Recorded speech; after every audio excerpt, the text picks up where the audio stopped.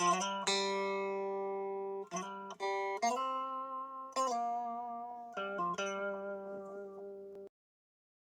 guys, Brian here. Welcome back to the Angels, Modelling and Railways. Well, I've been wanting to make this video for a while and now I've actually got an opportunity to do it. Obviously we know what happened previously, late on last year, and with the passing of my mother, etc. And during that period, I really decided that in some mad way, when I'm online shopping and whatnot, that I was going to treat myself to a one-off locomotive, something that I've looked at for ages. Actually, two locomotives I've been looking at for ages. And first one I really had my eye on was a Broadway Limited Imports.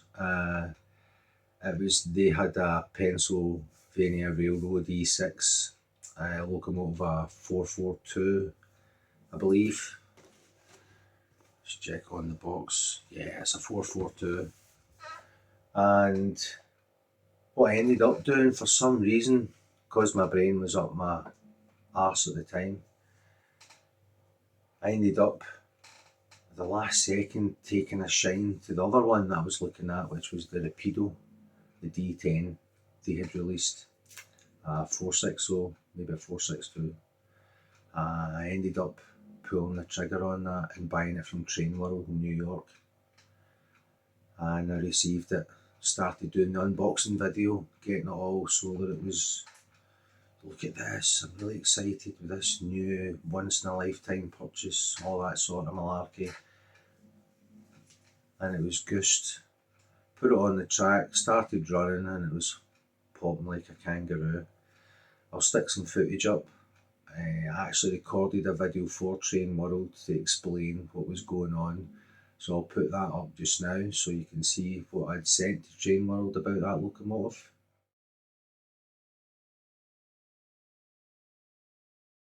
Hi Train World, Brian here. This is my D10 on the track. Followed all the instructions as per Rapido's booklet. All the wheels are on the rails, everything's there, tickety boo. This is my digital controller. And if you notice, when I turn up the controller, no movement. That's the more power still going on. Now, I'm not really one for doing this, obviously, like even if I gave it a little nudge. See it there? Jerking, jamming. That's why I don't want to do any more to it. It's done it twice like that and I'm stopping and quitting while I'm ahead, so I'll need to return that to you guys and get a fresh one out of the book. So here is a loco on the track, and it is quite literally, I've just hooked up the tender to the locomotive, switched on the DCC controller, and you can see the trackside lights just here. And you can see the little number board lights. So I'll go ahead.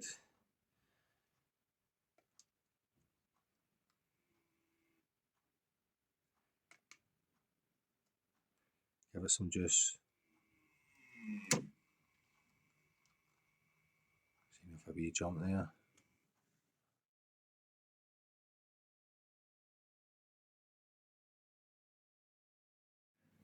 Now obviously you see that there's a definite issue there on that locomotive. There's a piece of metal missing. I don't know how. I never found the piece of metal. I looked through all the packaging, I went round all the track work on the layout, and for some reason that part was just gone, which meant it was faulty and wouldn't run. So I set up a returns to them, explained what was wrong. They said fine, we'll send you another one. Excuse me. So when I was looking online at the little thing at the bottom, it says the returns policy, once they initiate a return, that in there it actually had, you had the option for an exchange. So I emailed and went, well listen, see, rather than sending me that Rapido D10, what's the chances of getting the BLI E6 loco? Excuse me again. And this worked out cheaper than the other one, so it meant I was getting store credit. And they said that's fine, no problem, we'll set up as a return. And I said, what about import duties? No, because it's faulty and we're returning it. Unfortunately, we don't have a return policy for the UK, so you need to pay for postage. That was like 33 quid to send the faulty loco back, and then they would send me the other locomotive. So they did, and then I get a message from FedEx saying you owe us £81 in import duties. I'm like, what the? How that? So ended up that I had to pay that money to get this locomotive because I wouldn't have got it otherwise. You need to pay your duties, you need to pay your tax, simple as that. So I messaged them and said, listen, what's the score? I wasn't supposed to pay this. And they went, really sorry, Brian. It was a fault on our end. We never actually filled out the paperwork properly that got sent to you. So that's how you've been charged. So I had to wait a week to get the receipt from FedEx so that I could scan it and send it to Train World to say, here, I want 81 quid back for the import duty fees. So that's now sent off to them. They'll probably just put that on as store credit, so I definitely have some store credit with Train World.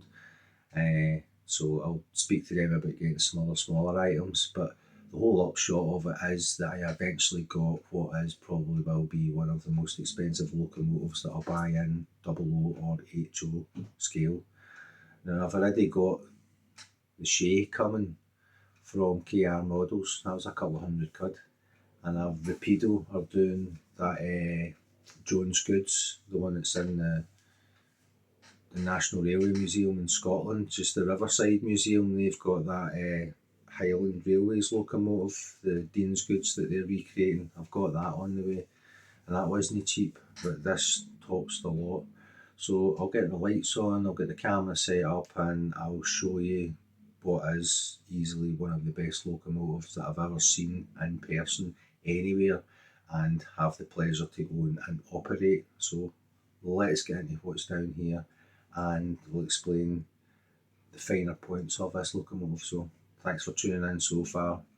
Bear with me, we'll get there. So yeah, here we are, Broadway Limited with Paragon 4 with Rolling Thunder.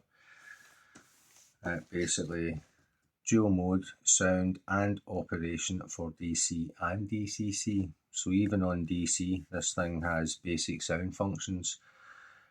Amazing. All locomotives should come like this. And it is, if you can get a wee gander there, you can see it's PRR E6442. There's some of the details on it, the usual. I ain't no Sam's chain, so I've not got my slippers just sitting here, so you can see my toes in my slippers. The usual, obviously, because this is a kind of one-off, we're going for the full Boona unboxing story, as it were. And who can blame me, let's be honest. So let's try not wreck the lighting. So yeah, usual, and you call that the ice block.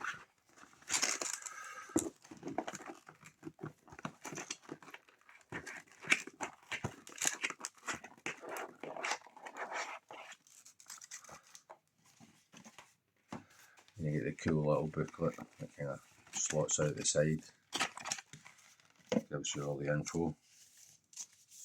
And inside the wee sleeve is your instructions, and it gives you all the operational instructions. Now there's two sides to this sheet.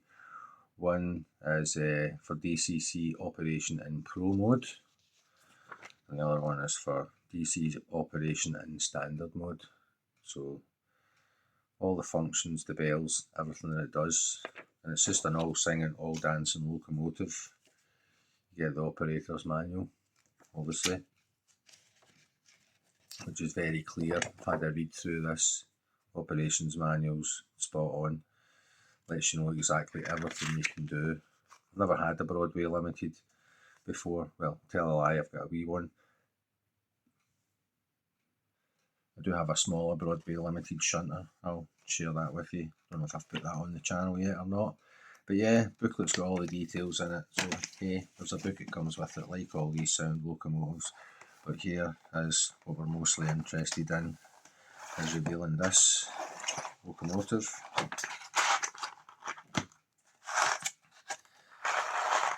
can see it's got the little side panels for protection, which sometimes when you get the loco they just come like so. But yeah, You don't have the front and the back on it, so. This obviously has been out of the box. I have gave it a test run, I did check it, but I did say to Train World, I was listening, see when you're going to send me this new locomotive, do us a favour, take out the box, test it, make sure it's all tickety-boo before you send me it, which they did. They had my permission to release this beast from its packaging and get it on the track and check all functions, so when it showed up it was quite literally ready to rock. So we'll carefully extract that from inside the packaging.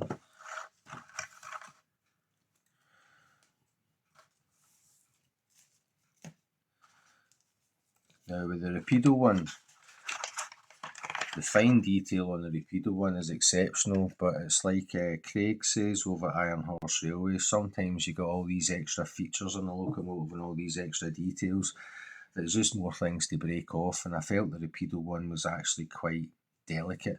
Even when I was handling it, I was very kind of aware that there was multiple parts that could fall off it, whereas on this thing, it's pretty much, it's like a model railway locomotive should be. It's got details on it, really lovely details, but when you're handling, you don't feel as though it's already ready to fall apart in your hands.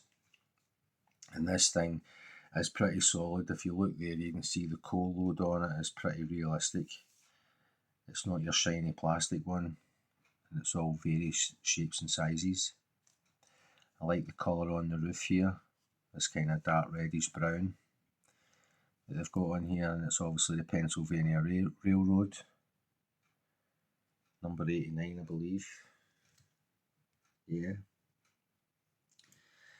And the whole setup of it, if I can carefully pick it up, kind of show you inside the cab, depending on the lighting. Bit of cab detail, the little curtains, cab does light up. It's got the little kind of side curtains on it as well. Finish on it is really amazing, as far as it's a nice kind of matte black without being the satin shiny. I will give it a light weather, and I've seen Robert on Micro Small Layouts on Facebook, Robert Mountney.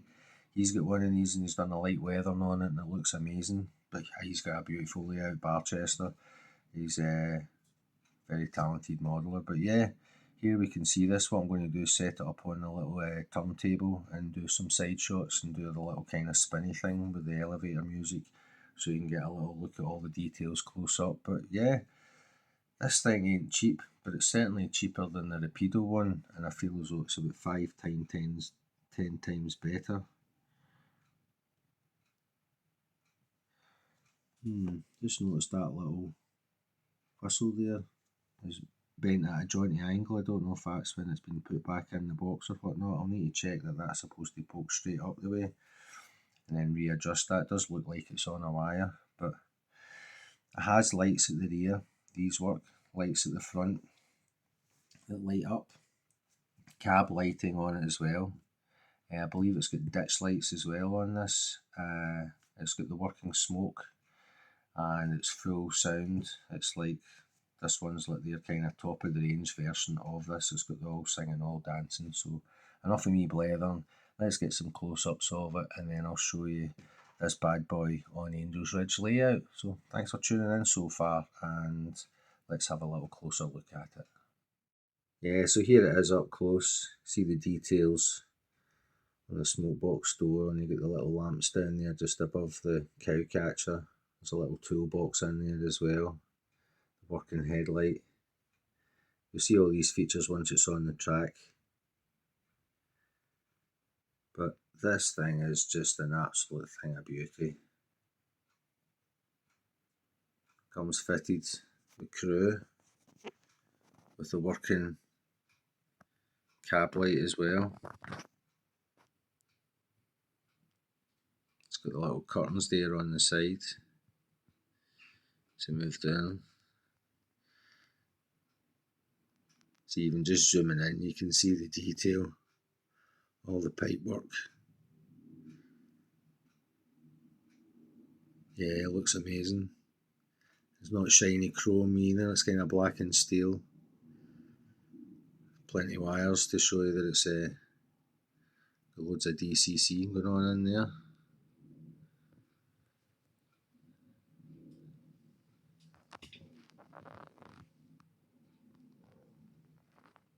Here is the rear.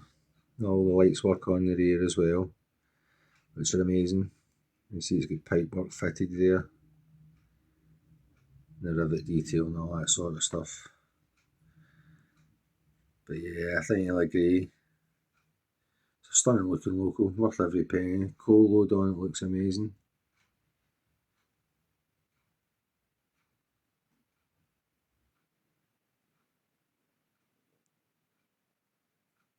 See all the pipe work along the side there.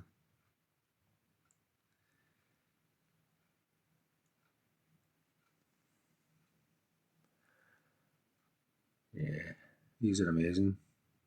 Broadway Limited certainly know how to build a loco. It runs great too. So there's your close-ups.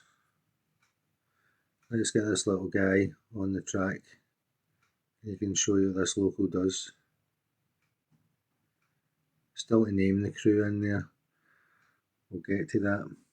Also, there'll be a video coming up kind of giving you the full history of Angels Ridge, how it exists, why it is what it is. I do have a full backstory on it. It's just actually getting it filmed and explaining it to everyone. But yeah, we'll get this on the track, show you what it's like, and thanks for staying with me so far. But all this started way back in December, buying the first locomotive, and it's now February, and we've got this ready to kind of rock on the layout. So we'll show you what it can do and give you some running shots. But bravo, Broadway Limited Imports. This is absolutely stunning locomotive. And understand it's why they charge money, because they'll a lot of money, should I say, for these, because they're not cheap. A lot of detail, a lot of work. Yeah, you got to pay for that.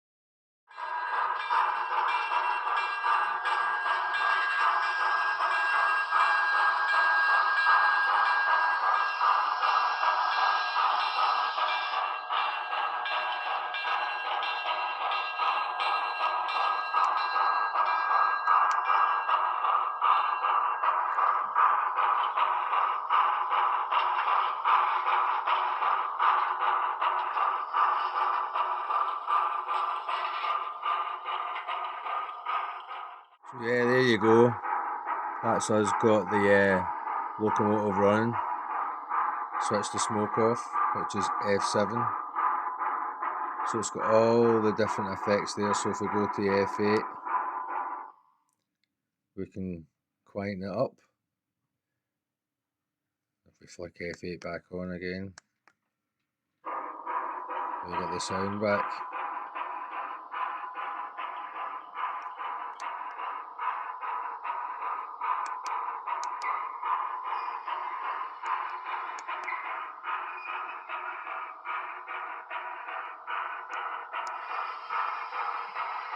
Through the water injector, F11,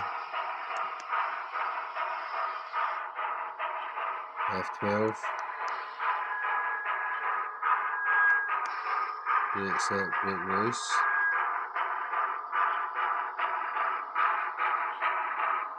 grade crossing,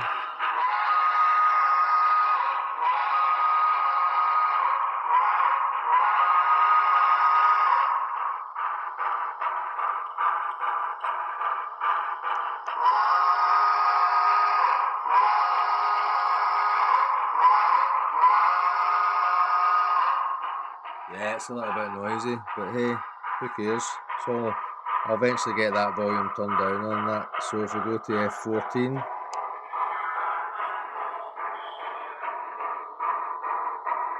that station sounds, that would be better if that was actually when it's actually parked up. Do the radio check.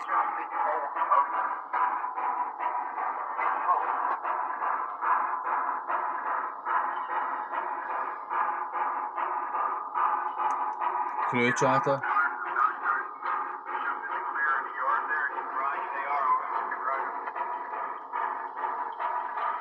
And also has industrial sounds, so you can also have factory sounds.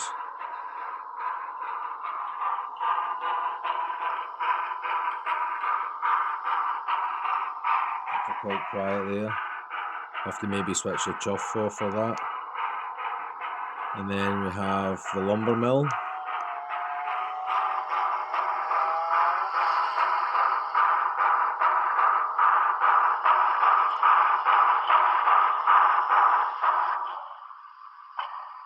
And if we stop it, the cab light comes on.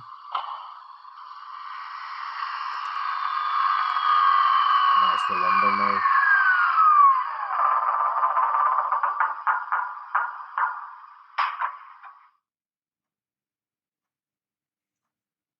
Oh, and that's it stopped. There we go. So yeah, obviously there's a lot more to play with on these effects, but it gives you an idea what the loco can do.